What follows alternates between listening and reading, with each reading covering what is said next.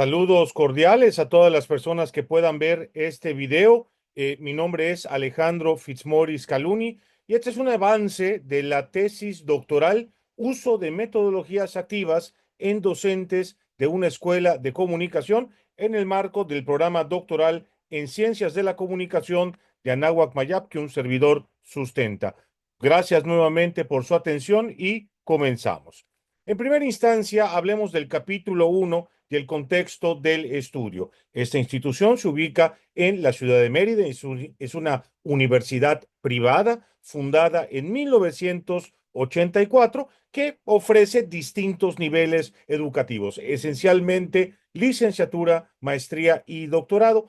En opinión de algunas personas, pues, y de acuerdo a la propia opinión de los estudiantes, es posible observar un gran desarrollo de infraestructura en esta universidad altamente tecnologizada y verdaderamente con diferentes recursos en infraestructura de manera muy, pero muy importante. Eh, en otra cuestión, hablemos del fenómeno de interés y este es, por supuesto, el tema de metodologías activas. ¿Por qué importan las metodologías activas? Porque le dan una inmensa importancia, le dan todo el protagonismo al estudiante. Recordemos que estas metodologías activas tienen su sustento en las grandes teorías, en las grandes aportaciones de Vygotsky y Piaget, y que algo muy importante con las metodologías activas es que fomentan el desarrollo de competencias profesionales y también un aspecto fundamental, sobre todo en la educación del siglo XXI, que es el trabajo colaborativo. Estoy de acuerdo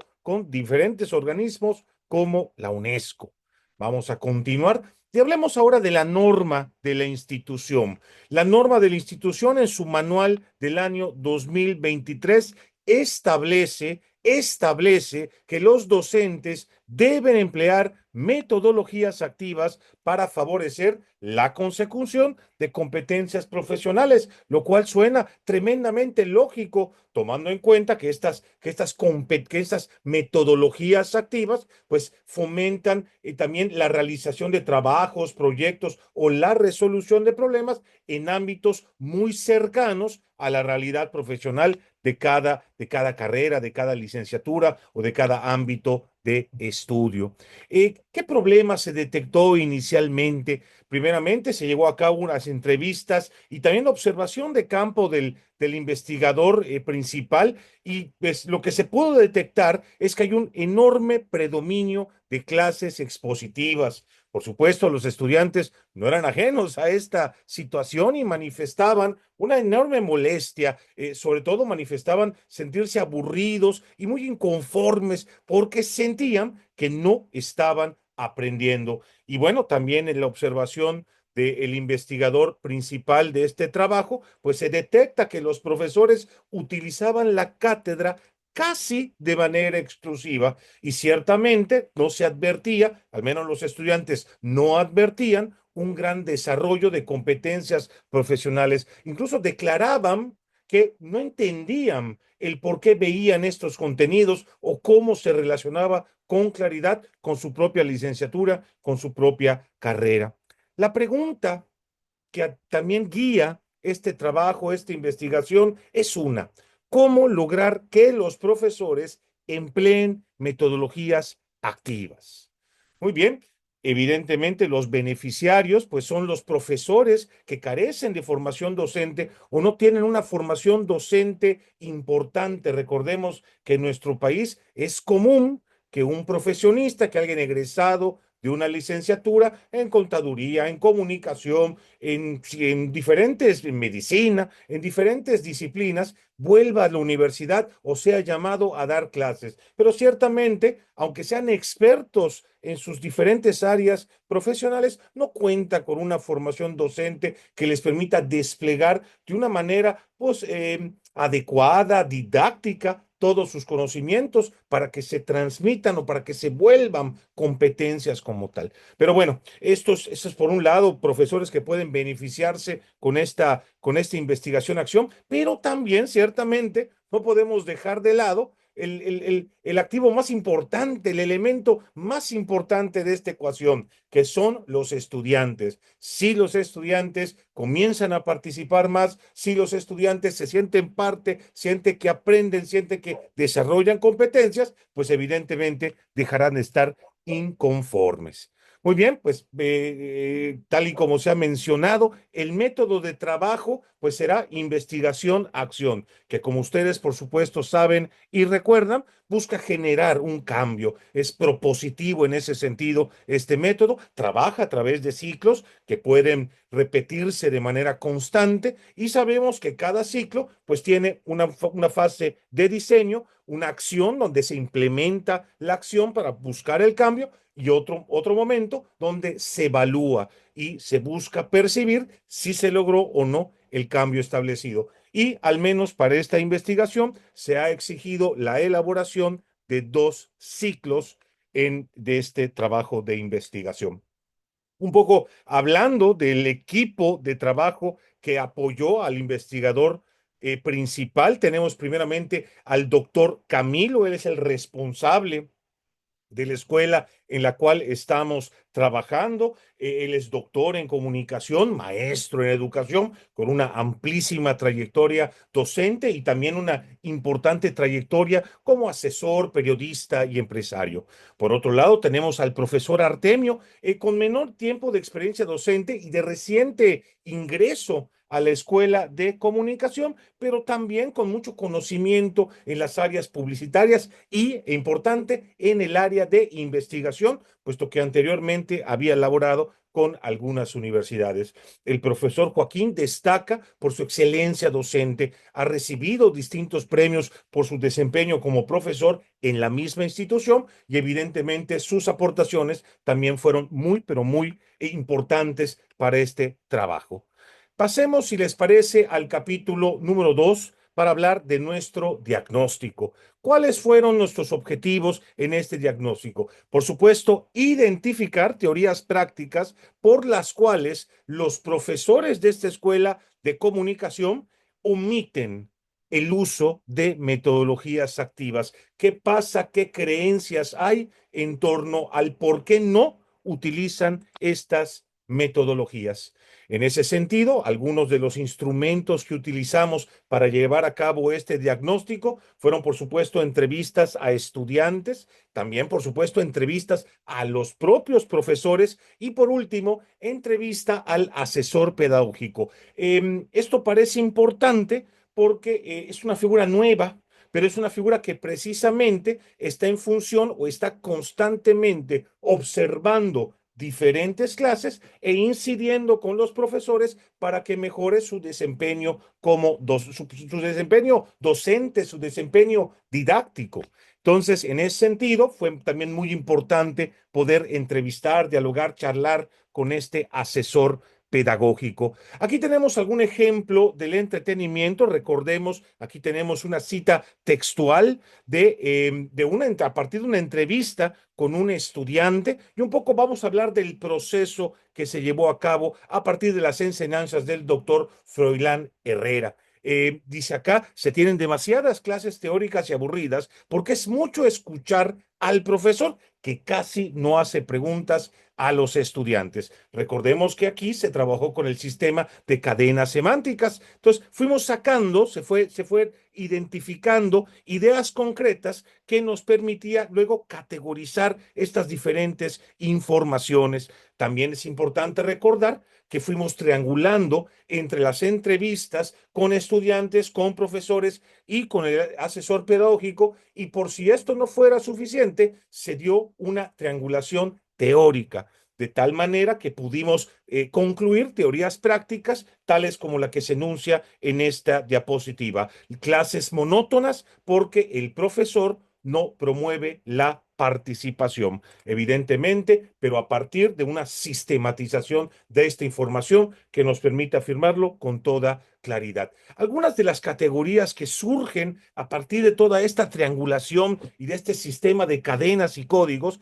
pues son estas. En primera instancia, hablando de los profesores, pues las categorías fueron roles y actitudes y conductas docentes, así como creencias de los profesores en torno a distintas estrategias pedagógicas. En cuanto a los alumnos, surge la categoría de rasgos de las clases y nuevamente, en cuanto al asesor, repetimos dos categorías, roles y actitudes y conductas docentes y también creencias a partir de la visión de este asesor pedagógico.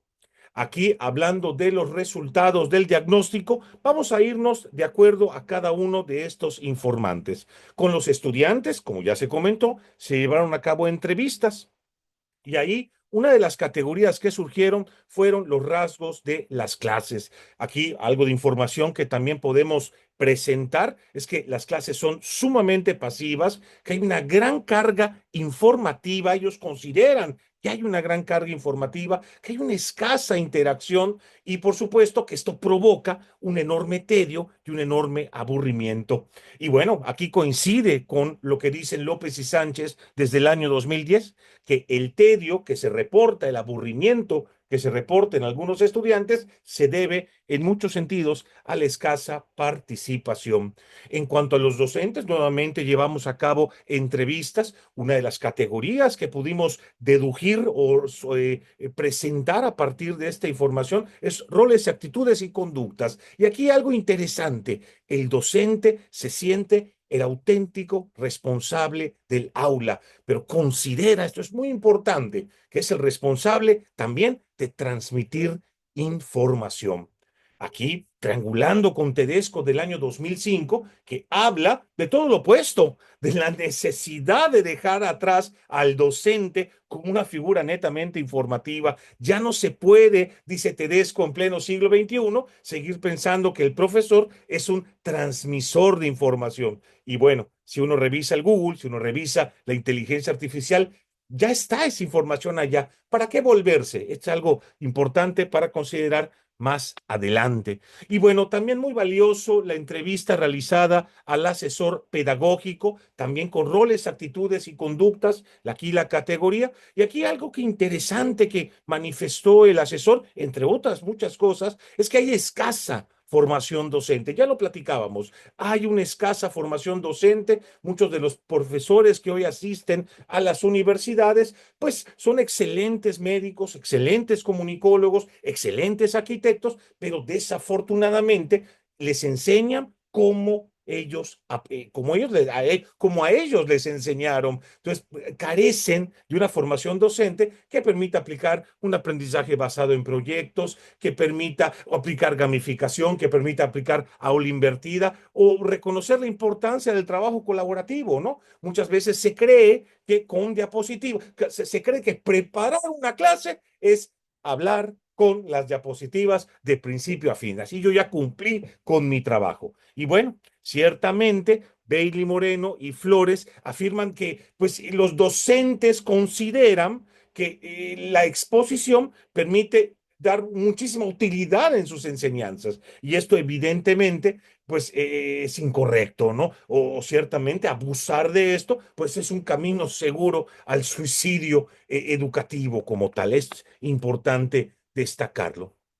Y bueno, hablando de algunas teorías prácticas a partir de todo este análisis y toda esta gestión informativa, es que, bueno, pues las clases se tornan aburridas porque no se promueve la participación, hablando, por supuesto, de rasgos de las clases. También interesante reconocer que muchos profesores consideran o utilizan la exposición porque creen que es un medio eficiente para educar, para formar, para generar incluso competencias entre los estudiantes. Son creencias de los docentes y pues ciertamente, hablando sobre todo de a partir del punto de vista del asesor pedagógico, los profesores utilizan la exposición porque carecen de formación docente. Es algo evidentemente a considerar.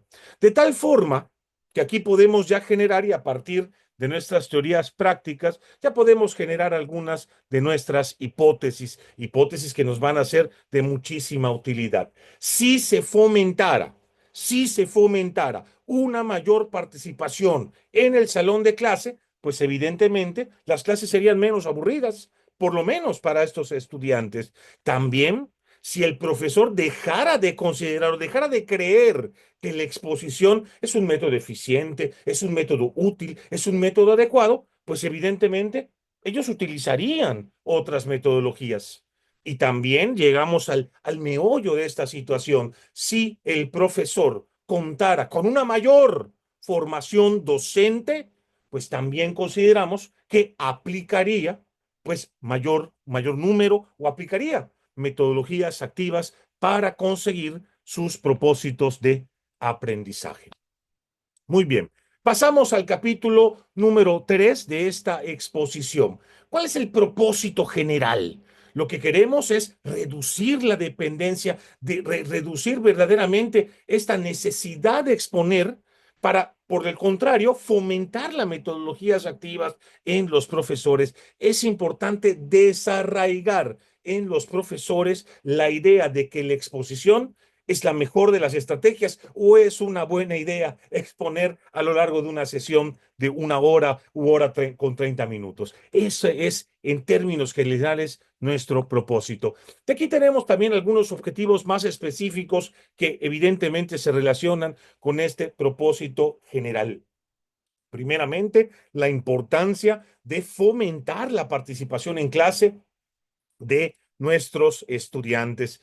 En segundo punto, dejar de considerar la exposición, desarraigar en ellos la creencia de que la exposición es una estrategia útil y adecuada para generar aprendizaje en los estudiantes. Por supuesto que pongan en práctica metodologías activas y también que diseñen metodologías activas según los propósitos que tengan con una materia en específico, con una sesión en específico, pero que aprendan, que puedan ser capaces de llevar a cabo esto. Como ya se ha comentado, esta es una investigación-acción y por ende, siguiendo los conceptos teóricos que nos preceden, pues primero sabemos que partimos de un diagnóstico, sabemos que empezamos con un primer ciclo donde empezamos a intentar transformar o implementar acciones para alcanzar estos objetivos y por lo menos, de acuerdo a lo que se exige en este programa doctoral, pues llevar a cabo un segundo ciclo y luego ya ir hacia la teoría generada. Como van a poder ver, va a cambiar ahorita el color, el cual se ha indicado para hablar del primer ciclo de cambio. ¿Cuáles fueron las acciones en ese sentido? Primeramente, se prepararon cursos asíncronos y cursos de gamificación. De acuerdo con estos autores, Bates, Martínez y Arenas y de la Jara, pues ciertamente el curso asíncrono es una buena herramienta, pues por la escasa disposición de tiempo que un profesor en nuestros días pueda tener. También se pensó en la necesidad de tener sesiones de tutoría, es decir, un acompañamiento más guiado, más cercano con los profesores que así se necesitaran, así como algunas sesiones de taller para brindar capacitación directa a un mayor número de integrantes. Asimismo, hablamos de los tiempos de los responsables. El responsable fue, como tal, el investigador principal pues de este trabajo y cada semana se estuvo brindando cursos asíncronos y de gamificación. Las sesiones de tutoría se propusieron para llevarse cada quincena y las sesiones de taller una vez al mes en ese sentido. Hablando ahora de las técnicas y los instrumentos para medir qué tanto se había generado un impacto propositivo en la situación ya descrita, pues se habló primero de una rúbrica de observación, puesto que se practicaría observación de campo para esta evaluación y también la guía de preguntas, puesto que se llevaba a cabo algunas entrevistas o se buscó llevar a cabo entrevistas en profundidad con estudiantes.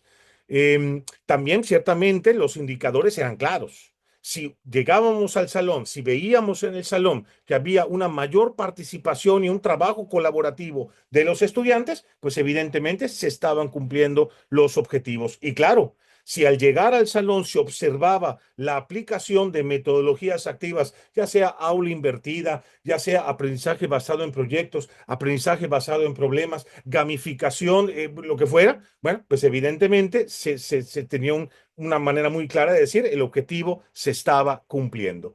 Pero bueno, hablemos de la implementación. ¿Cómo se implementó todo esto? Primeramente nos dirigimos a los profesores con menor calificación en la evaluación docente, esto por sugerencia de nuestro director, quien nos dio esta directriz.